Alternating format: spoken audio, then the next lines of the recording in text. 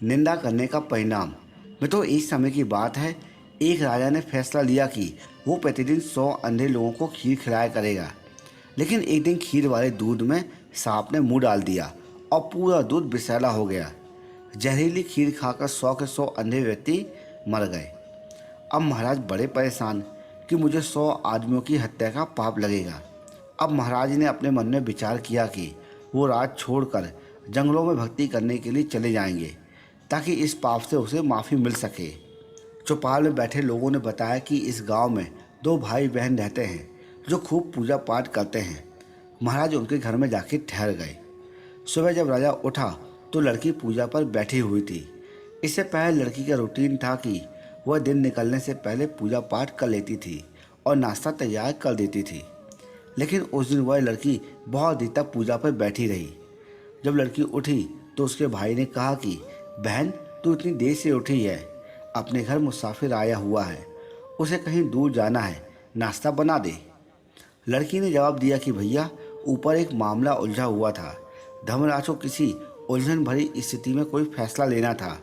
मैं वह फैसला सुनने के लिए वहाँ पर रुक गई थी, इसलिए देर तक मैं बैठी रही। तो उसके भाई ने पूछा कि ऐसी क्या बात थी। लड़की ने बताया कि फलाना राज का राजा अंधे व्यक्तियों को खीर खिलाया करता था, लेकिन सांप के दूध में विष डालने से 100 अंधे व्यक्ति मर गए। अब धर्मराज को समझ में नहीं आ रहा है कि अंधे व्यक्तियों की मौत का पाप राजा को लगे, सांप को लगे, या फिर दूध बिना ढके छोड़ने वाले रसोइयों को लगे। मुसाफिर बने महाराज को अपने से संबंधित बात को सुनकर दिलचस्पी बढ़ गई। उसने लड़की से पूछा कि आगे क्या फैसला हुआ। लड़की ने बताया कि अभी कोई फैसला नहीं हो पाया है। तो महाराज ने पूछा, मैं आपके घर में एक रात के लिए और रुक सकता हूँ? तो दोनों भाई बहनों ने खुशी से हाँ कर दिया। मैं तो मुसाफिर बने महाराज एक दिन के लिए और रुक गए। लेकिन चौपाल में बैठे लोग दिन भर यही चर्चा करते रहे कि कल जो व्यक्ति हमारे गांव में एक रात के लिए रुकने के लिए आया था, वो कोई भक्ति भाव वाला घर पूछ रहा था।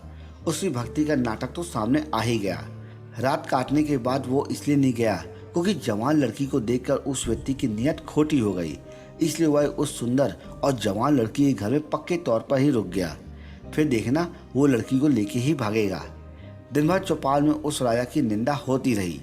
अगली सुबह लड़की फिर ध्यान पर बैठी और रूटीन के टाइम पर ही उठ गई। तो महाराज ने पूछा, बेटी, अंधे व्यक्तियों की हत्या का पाप किसको लगा? तो लड़की ने बताया कि वह पाप तो हमारे गांव के चौपाल में बैठे लोगों ने बांट के ले गए। मैं तो निंदा करना कितना घाटे का सौदा है। निंदक हमेशा दूसरों के पाप अपने सर पर ढोता रहता है और दूसरों के किए गए उन पाप कर्मों के फल को भी भोगता है। अतः हमें सदैव ही निंदा करने से बचना चाहिए।